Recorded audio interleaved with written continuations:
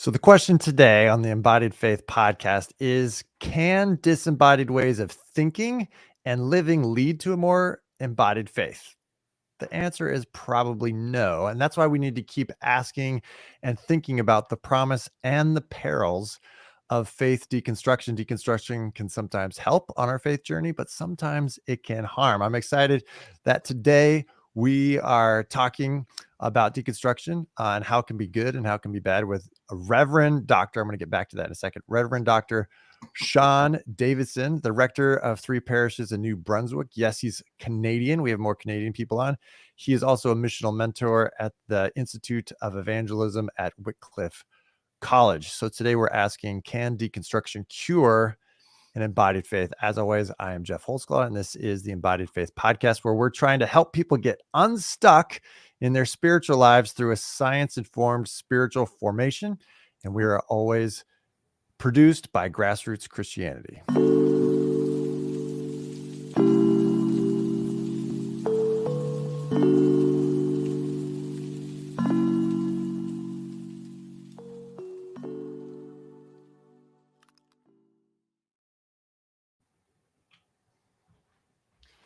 I disappeared.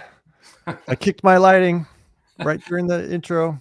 Man, I was getting nervous there. I was thinking I'm going to have to hold down the fort. Yeah. So welcome there. I have a new setup there. I wasn't even pressing all the buttons properly. So you were just on there staring, if you all are watching online here. But thank you for being on the show. And you had said a couple things online with a mutual friend, Mandy Smith, where that kind of got us like started talking about these things. And you and I had kind of talked about, we met online a bit ago, and I think we've kind of batted these things back and forth. So I just wanted to kind of jump in again and talk about this thing called deconstruction. Maybe some people are kind of getting sick of talking about it, but I think it is important on our faith journey.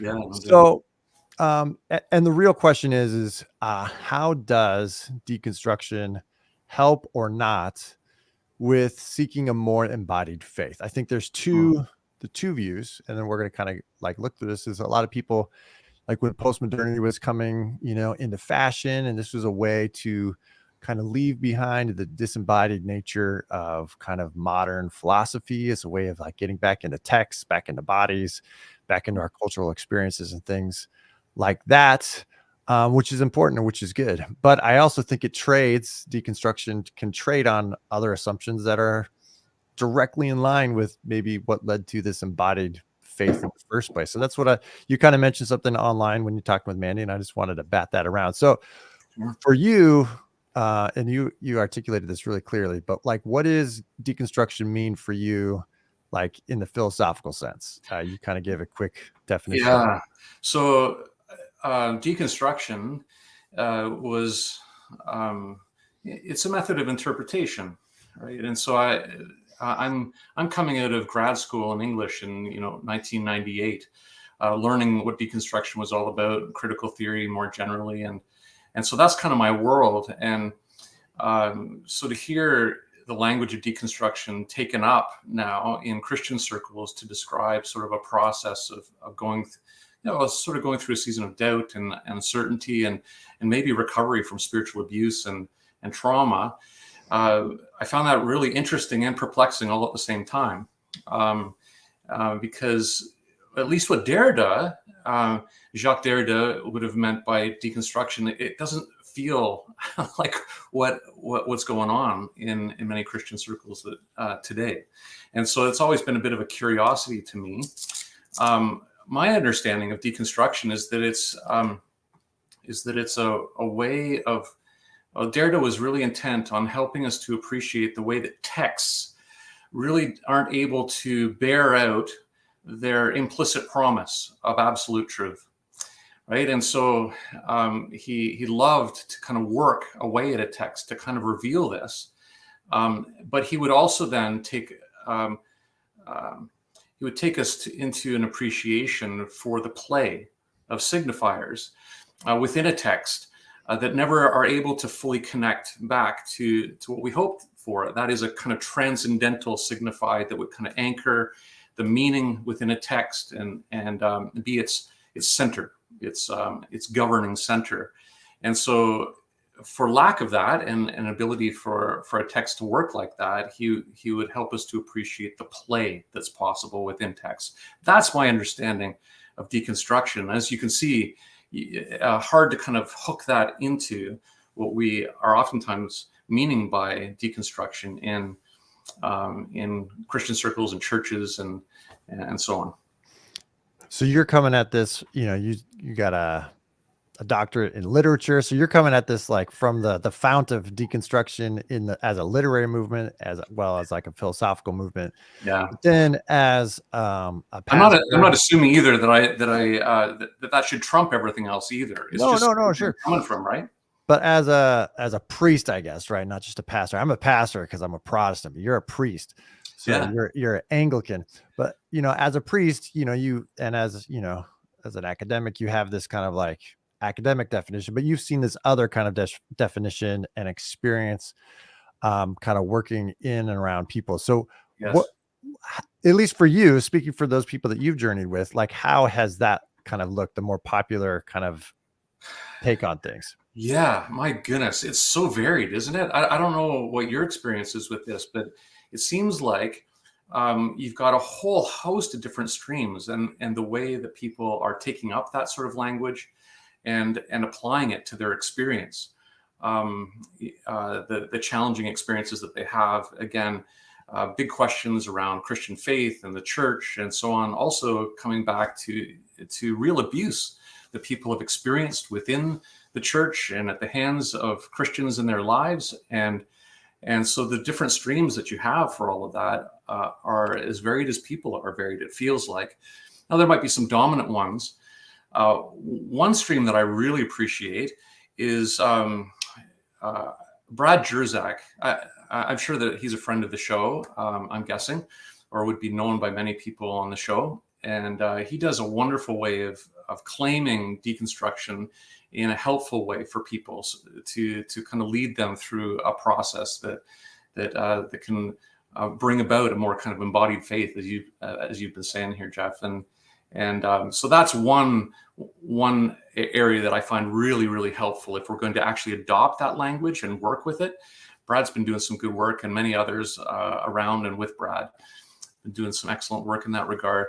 I'm holding out on my definition of deconstruction, and also, well, for this reason.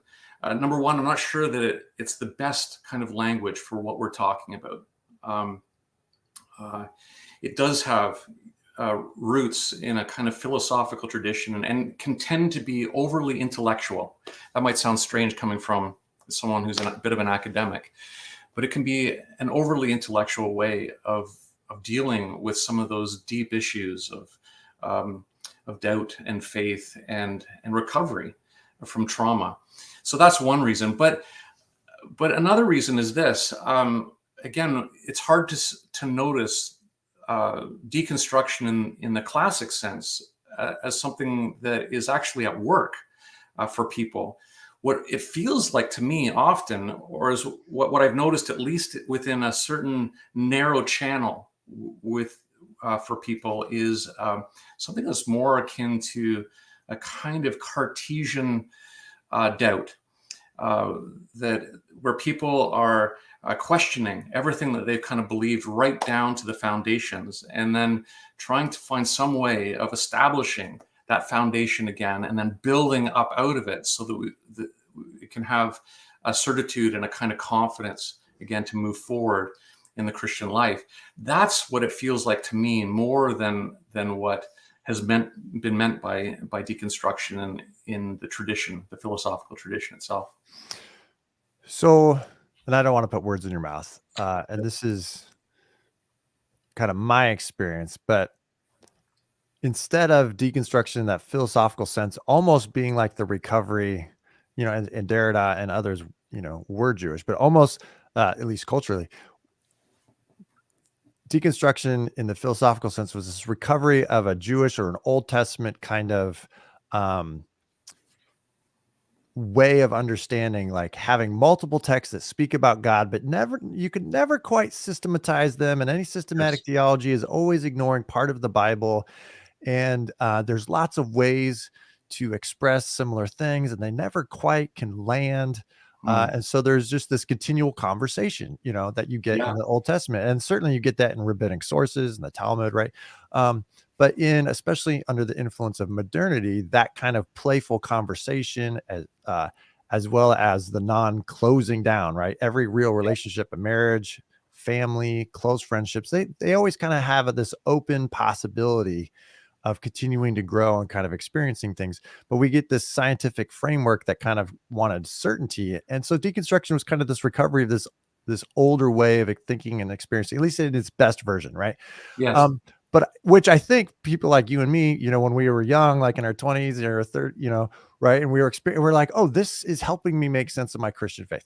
But I Mm. think what you're saying, and maybe not, what I'm experiencing is that isn't happening as much Right. as what's happened. Is the language of deconstruction is actually just being kind of placed into this old philosophical project. It's not that old. It's only 500, 400 years old. This older philosophical project of modernity that just starts with doubt. It starts with criticizing authority. It starts with critiquing your tradition. It starts with being centered on yourself and your own rationality and Yeah. what you know of the world. And that's actually what you were saying, going back to Descartes. It's called Yeah. Cartesian, based off it. It's French, right? Right. But it's that kind of mentality. And that's actually a very disembodied um, way of thinking and experiencing the world, Right. which isn't going to get us from here to there, at least in my mind. Am I putting too many words in your Oh mouth? no, no. All that's really Because helpful. So, Americans love putting words, especially in Canadian. Like we expect that we know what Canada wants. So I'm very used to putting words in your mouth. Yes. Yeah. No. So for Derrida, not only multiple texts, but multiple interpretations, and sort of the endless play with all of that, and as you say, an open conversation that never sort of resolves itself finally, fully. I think that Derrida does move us into that area. But here's the thing that I've noticed for those who are deconstructing: many are unnerved by that multiplicity of interpretations and so on that are possible. They're oftentimes coming out of fundamentalistic backgrounds where they had been taught one thing, and they're far enough along to begin questioning some of those things. And rather than having the freedom to be at play a little bit, and to be open in a kind of conversation, there's an anxiety that's there about, well, hold on, what is the truth then? I've been taught this, man. And there's a kind of resentment that can be there for people, and it's not just the doubt and the uncertainty that sets in at that point because of the ambiguity. There's also things like experiences that people will have that are very difficult to reconcile with what they've been taught as well. Abuse, again, trauma, religious trauma of one sort or another. That was true for Descartes. By the way, he fought in the religious wars in the mid 17th century and developed his philosophy right within that context. And in one way, he is looking for, he doesn't say this explicitly, but we can kind of read between the lines and see that he's looking for a sure place to land out of a situation that has become fractious, and where people, the baptized of Europe, killing each other literally over points of doctrine. He's looking for a way of coming out of all of that and overcoming the ambiguity that's been there for too long in such a way as to find a kind of certainty, the things that you can really count on with a sure foundation at the base of it. You build from there, and then you can move out into life with the kind of certainty that you want again. I think that that's sort of the trajectory that many people find themselves on when they are deconstructing, or when they take up that cultural script of deconstruction. And it's a little worrisome because I'm not sure that it's really possible to land in the way that Descartes does with the kind of confidence that he does. That's number one. But number two, we should remember that this was all in the interest for Descartes of gaining mastery over the world. He has a famous line of becoming lords and masters of nature. that this is what his philosophy and the science that's implied in it enables us to do. That's one way of overcoming ambiguity, right? That's one way of overcoming trauma as well, is to withdraw into ourselves or into a stove-heated room by ourselves and to work out a whole scheme rationalistically that gives us that confidence to move out into life again with some control. That is one way. I'm not sure that that leads us into what you're talking about, though, Jeff, in the way of an embodied faith. No, it doesn't. I'm sure it doesn't. Well, I just want to like roll back to Descartes a little bit and kind of walk through his method. You kind of alluded to kind of bigger things, but I think it's important to kind of think through what was his method and what does it entail. So you can kind of add your own thoughts as we do this. So like his goal, like you said, was to find this rational foundation, a firm foundation, not on Christ, the solid rock, but rather on his own search and rationality, something that he was hoping would be common to all people. And his method, his process for doing that was to doubt everything. I'm going to strip away everything that I think I know in order to find the one place that I can start from. And so what does he do? Well, he strips away the external world. Well, I'm going to doubt the external world, that it exists because, maybe I have questions. I can't prove it. I'm also going to doubt or kind of get rid of external relationships with people. People are not reliable sources of information. People can't be trusted. Maybe people don't even exist, right? Along with the external world. And then he continues on down. He says, I'm going to doubt even the existence of my own body. Is that maybe this thing that I think is mine is not really mine? And he strips away all these levels of uncertainty until he comes to this one place that says, well, the only thing that I can't doubt is my own process of doubting. And I think that process of doubting is what we commonly call as thinking. And so therefore, because I think, therefore I am. And so he starts at that kind of baseline. This is where we get the I think, therefore I am. Now, interestingly, brain scientist and philosopher Ian McGilchrist, he thinks about this, and several others have commented on this. Is like, who else do we know of that doubts the existence of the world, that doubts that relationships are reliable, that even has problems understanding and being able to integrate their own bodily parts, and is chronically cynical about everything? He's like, who do we know that is like this? And he says, well, schizophrenics are like this. People who are left brain dominant, who have lost the ability to kind of empathize with other people. They even lose the ability to really believe that their arms are their arms. They have this conspiracy that parts of them have been replaced. And he says it's interesting, like if you read Descartes from like a mental health perspective, and you read how people experience schizophrenia, you're like, this is pretty close. So anyways, just to throw that out there.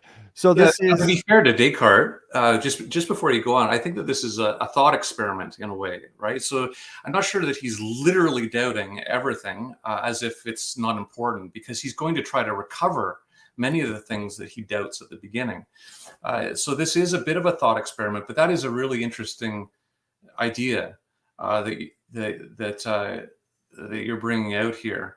That he basically takes us into a kind of place that we would sort of recognize as a place of, a schizophrenic sort of thought experiment is really what he's engaging in. Yeah. Not to say that he was schizophrenic or anything like that, but just just noting the similarities between that philosophical method, and it leads, and certainly he recovers his body, he recovers other people, he recovers God.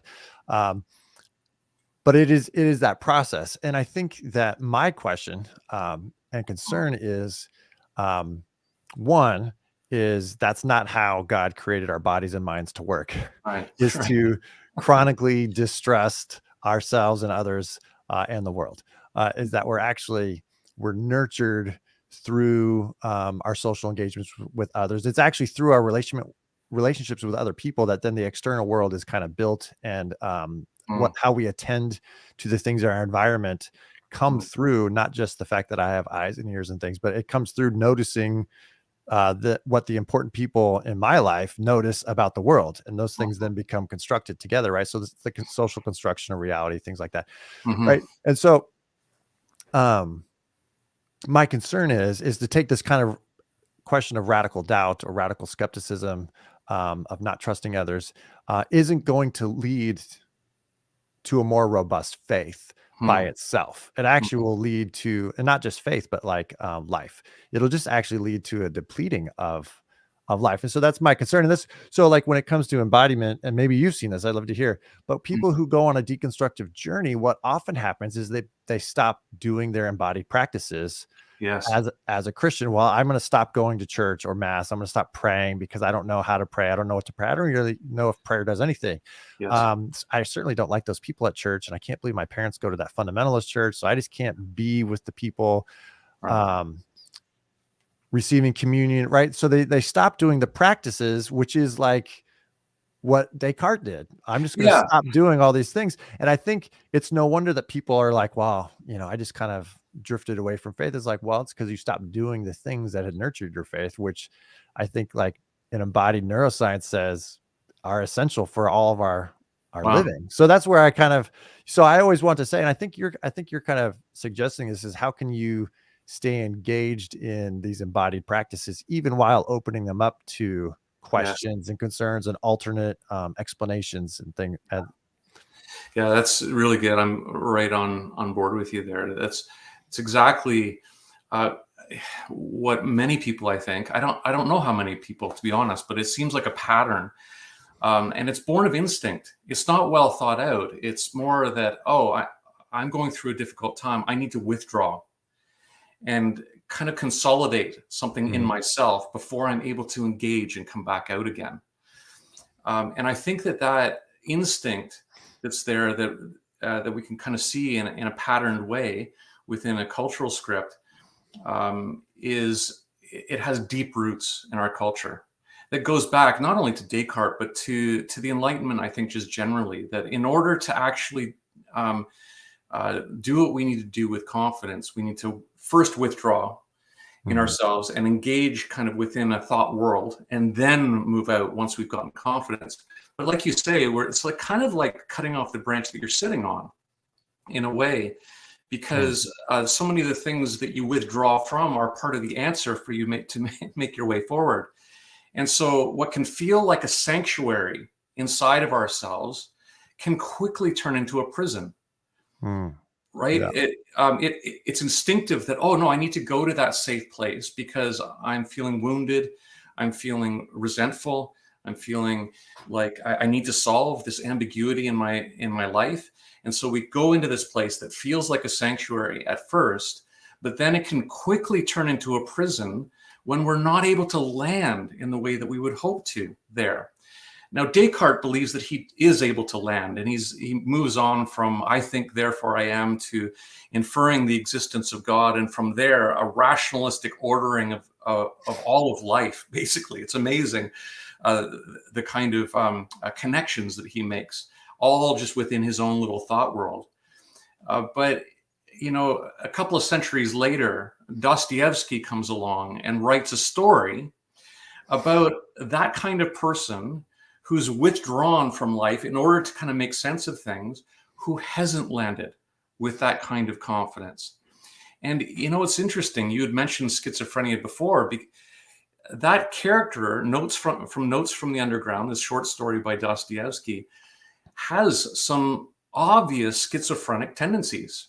And the real dilemma that he finds himself in is that he's looking for that sure foundation constantly, but as soon as he lands, he realizes, oh, that's not it, and so he Mm. slips back to looking for it again, and can't find it, and continues to slip back, and so he's in this tight circle and spiraling within that tight circle, Mm. trying his best to land, and all that he's got. Um, at a certain point is just contempt for other people who imagine that they have the answers. That's really all that he has from this underground space, and he's listening to people through the crack in the door, and he's making fun of them for imagining that they've got it all figured out. But again, all that he's got is just an understanding that he himself hasn't figured it out, and and he's kind of tightly locked in there. Mm. It's kind of a frightening story, really. in a way. And I see that getting played out, at least in some people's lives who have taken up a deconstruction. Again, in more of that Cartesian sense that we're talking about here, withdrawing in order to find that foundation so that you can go back out into life with the certitude and confidence that you want. And also, I think, the kind of invulnerability that we might be hoping for as well. We can see people moving inwards, but then getting stuck there, like really stuck there, in the way that this kind of figure, the underground man, in Notes from the Underground, is stuck. And rather than being able to move out into life with confidence in the way that Descartes seems to be able to, locked into this kind of prison-like environment. Yeah, that's so good. I remember reading Notes from the Underground. It's a dark existential book. It is a hard read. It is a very difficult read. Partly because of it's a monologue, so you're listening to this to this figure, process all of this for themselves, and it's painful. But there is this one it's a beautiful part that comes right at the end of part one of that story, and the underground man suddenly has this moment. He's like, you know what? I'm lying to you once again in this moment. There is something else altogether, and he longs to find that other thing, and then he trails off one more time into this kind of, he spirals one more time. And in a note, I think, to his brother Dostoevsky, said that he had had a more elaborate version in the original, but it hadn't made it past the censors. And in this moment, the something else altogether, Dostoevsky had filled out to something like Christian faith as that something else, an alternative to this mess that he had gotten himself into. Oh, that's really interesting. Yeah. Well, so to kind of, end this time, like, I just want people to kind of hear what we're trying to say and not hear what we're not saying. So, like, developing critical thinking, having questions for faith, are good things. This is faith-seeking understanding. This is opening ourselves up to the deeper, broader tradition of Christian faith, especially if you're coming out of a more conservative or fundamentalist or certainty-seeking kind of view. As there's these broad streams. And if your deconstruction is just the language you put around to exploring and doing all that, then great. If deconstruction is probably not the thought especially process. If it's done in community, right? Especially yes. Done in community. I'm getting there for sure. Sorry. So, one of the things that we emphasize, that I didn't emphasize about Descartes, was, it's this very rationalistic kind of thing. So I think some of the practices or ways that I've kind of grown in the midst of the deconstruction, my process, and I wouldn't necessarily call it that, but was to develop a robust kind of emotional life. I remember when I was in seminary, I had someone say, it's kind of this leading kind of light, and I share this story all the time, but he said something like, you should never be angry with God. Being angry with God is a sin. And I was immediately like, you must not have read the Psalms recently, because I sure feel like there's lots of scripture where people are expressing anger, and not just anger, but sadness, abandonment, but also joy and praise and thanksgiving. And so, especially in the Psalter, you get this robust emotional life and emotional experience. And I think that is really important. And I think, especially for a lot of people, their deconstruction journey, they wouldn't say this, I think, because they have questions, but I think what it is they have like deep hurts or deep longings that aren't being addressed in a very cold, rationalistic, non-emotional kind of faith environment. And so they're longing to integrate their life more. And that's the emotional life. So we definitely want to say, as created beings, as embodied beings, your emotional life can't be denied. Like, it's going to be there at some point. But I think the second point too, for like an embodied faith, is always to say something like, the we comes before the me, or the me emerges out of a we that I'm involved in. And so there is no real like retreating to the Walden Pond, finding myself. This is the American kind of myth of the self-made person, where you have to retreat to find out what you think so that then you can re-engage. But that's not true. Actually, usually what's happening, whether you know it or not, is you're just shifting the we. Well, I have this we of conservative Christianity that I'm upset with, that I'm offended by, that I'm disappointed, disgusted.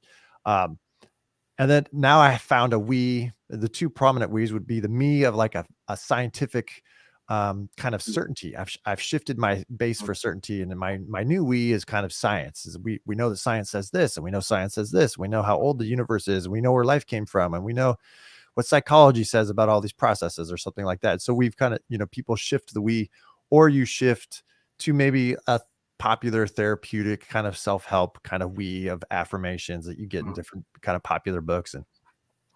Um, and then you kind of forget the practice, you leave the practices. And so I always want to encourage people like, hey, really be attending to who is the we that you are now joining if you're leaving one and joining another, because that there is no just retreating, like you said. Yeah. We think that, but that's actually not what's happening. And so how can we be attentive to the communities that we're a part of, and then our communities help us to notice things, and that's good, but it can also be bad. So just being a little bit more cognizant of those relationships, because we can't ever kind of leave them in our deconstructive journey. So good. Yeah. And it is, because in fact, we are embodied creatures. We can't sort of transcend in the way that Descartes was imagining, up and away from all of that, right? We're embedded. Can I add a third one? Yeah, please. I love the two that you've mentioned. I was just thinking that there might But it be has to start with an E, because I'm a Baptist by heart. So. Well, you can come up with the E. I don't know. Emotional. Oh, actually, I didn't say it, but it's embedded. We're always embedded in relationships. So the we is always before the me. Okay, go ahead. A reactionary one, like a reactionary kind of stance of we against the thing that you're coming out of. That's another we. You can get stuck there too, in a spirit of contempt and resentment and mockery and derision for the thing that you're kind of leaving.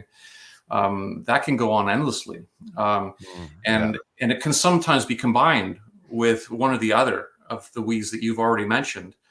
But you can kind of just solidly slip right into that, and that's really the space of the underground man, and it's not a good space to be in for very long, whether you decide to continue on in Christian faith or not, because it is it causes us to spiral into this bitterness and muted rage in our lives, that isn't healthy in any way. You'd mentioned the Psalms. Can I just say this as well? I was reading Psalm 88 with my daughter this morning, and this is one of the most challenging Psalms in the entire Psalter, because it doesn't end neatly on a note of hope. It actually ends in darkness. Darkness is my only friend. Period. End of Psalm. And through the whole psalm, the psalmist is crying out to God and is expressing their sense of what, not only the kind of the difficulty that they've experienced in life, but that God, in some sense, has brought them to that place. And there's an implicit longing, of course, to be done with all of that, but the psalmist doesn't go there. And as Rosie and I were talking about this together, we were, she's immersed right now in existential fiction for a creative writing class in her grade 12 year.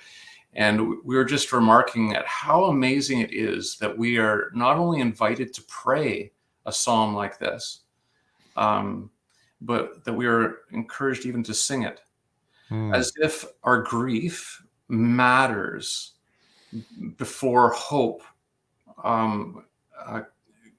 comes in to help us further from there. That's an incredible gift that we have, that when we are struggling with all of the ambiguity that's before us, and some of the things that have been taught in our past that just aren't bearing themselves out in our experience, that when we've experienced also real hurts within the church and with other Christians that have just brought about a disillusionment for us, that we have the freedom to bring all of that to God in prayer and to join with other people in that, even in singing it, and then processing that further together in Christian companionship in life. That's all normative for Christian life rather than exceptional. That's an amazing thing. And I think that oftentimes people who've grown up in fundamentalistic homes and churches haven't been exposed to that before and just don't know that wonderful treasure that's there. Yeah. Well, thank you so much for that concluding reflection. So I think that's probably a great place to end is that our faith journey is big enough for all of these, not just complex human emotions, but experiences in the depth of the journeys of despair and the night, as well as the heights of joy and celebration. You know, like the deep resources of the church, you know, can speak to all those things. And Gosh, yeah. it breaks my heart that so many people feel like, you know, they have to leave the church Yes. and find these things in other places. Same. Yeah. Yeah. Well, thank you for taking the time and jumping on, Sean, Reverend Dr. Sean. I put that Nobody in. calls me that, Jeff. I know, you know, and I'm part of the vineyard, so I would, you know, not even call myself that. But it is interesting. I meant to lead off the show with this, but the reason why I put that in uh, is because it represent these honorific titles. Hmm. They represent a certain like Huh. embodiment, and the doctor. So you and I are both doctors, and that is the critical journey. That is the journey of learning how to critique the traditions that you're in and about, and Mhm. you know, that in a sense, at least in the modern kind of model of these things, is that Cartesian journey. But Hmm. the fact that we're both reverends is part of an embodied communal Yes. and historical process. And this is for all, if anyone's made it this far in the podcast, this is for you, is the way you put them together is that the spiritual honorific title always goes first. It goes Hmm. before the doctor. I don't know if you knew, you probably knew this, but so reverend always comes before doctor. It's never Dr. Reverend. Mhm. And that's because I think not just that, you know, the spiritual life is superior or something like that, but rather I would say it's because it's, you know, it's designating some other and maybe even more important part of the human experience than the critical doctor of philosophy that, you know, that we have. So anyways, just to end on that little nugget, so you and I are both reverend doctors, but it's the community and the spiritual community that comes first, but certainly we're committed to the development of the intellectual life, even the critical life, on this journey of faith. Yeah, and especially an embodied spiritual community, right? Just to, I love the title of your podcast, by the way. It's so good. Oh, thanks so much. Well, I'm sure we'll be doing this again, or at least chatting online. For sure. It's been great to be with you, Jeff. Thanks All for right. having me on.